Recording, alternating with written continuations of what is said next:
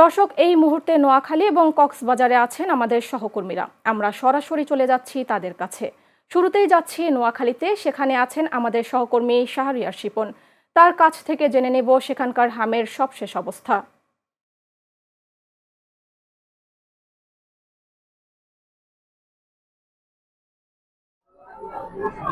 সুমি, আপনি যেমনটি জানতে চেয়েছিলেন, আমি এই মুহূর্তে রয়েছে নোয়াখালী 250 শয্যা বিশিষ্ট জেনারেল হাসপাতালে। এই হাসপাতালে গত জানুয়ারি 5 তারিখের দিকে হামলার প্রাদুর্ভাবের লক্ষণ দেখা দিয়েছেন, যা প্রায় 199 দিনে প্রায় 103টি রোগী ট্রিটমেন্ট ভর্তি হয়েছেন। তার মধ্যে 60 জন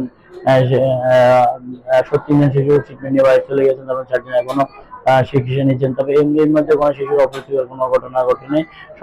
সবাই শিশু, এছাড়া দেখা যাচ্ছে সুমনোজ্জ্বল হাতে থেকে এই ধরনের শিশু বেশি আসছে, যার কারণে অপরিষ্কার অপরিচ্ছন্ন থাকার কারণে এবং সঠিক সময় হামের টিকা না দেওয়ার কারণে। এবং এই রোগের লক্ষণ হচ্ছে জ্বর, ডায়রিয়া, পাতলা পায়খানা, কাশি হওয়া। তো ডাক্তাররা বলছেন অতি দ্রুত এই নোয়াখালীতে যদি ক্যাম্পেইন, হামের ক্যাম্পেইন যদি বসানো হয়, তাহলে এর প্রাদুর্ভাব বৃদ্ধি বাড়বে।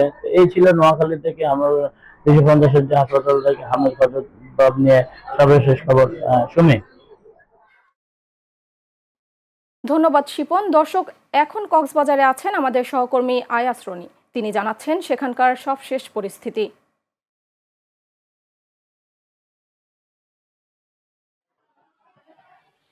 জি সুমি, আমি আপনাকে শুনতে পাচ্ছি। আপনি যেমনটা বলছিলেন, আমি এখন দাঁড়িয়ে আছি কক্সবাজার সদর হাসপাতালের এই হাম রুগীদের যেখানে রাখা হয়েছে, সেখান থেকে আমি এখন আপনার সাথে যুক্ত হয়েছি। আমি একটু আমার পিছনে দেখানোর চেষ্টা করছি।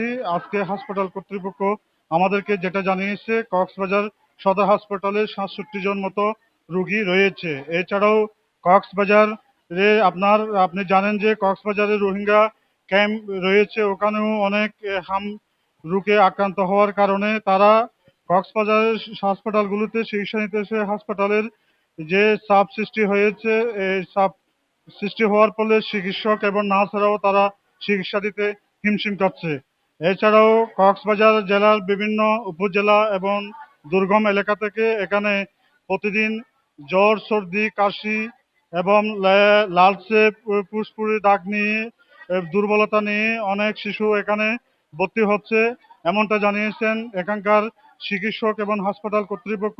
চিকিৎসকেরা আমাদেরকে যেটা বলেছেন সেটা হচ্ছে যাতে অভিভাবকদের শিশুদের দ্রুত টিকাদান থেকে আরম্ভ করে তাদের যে সচেতনতা বৃদ্ধি করে, এটাই আমাদেরকে জানিয়েছেন।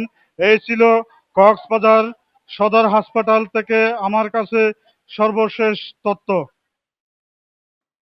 দর্শক, কক্সবাজার ও নোয়াখালী থেকে সেখানকার হামের সবশেষ পরিস্থিতি জানাচ্ছিলেন আমাদের সহকর্মীরা।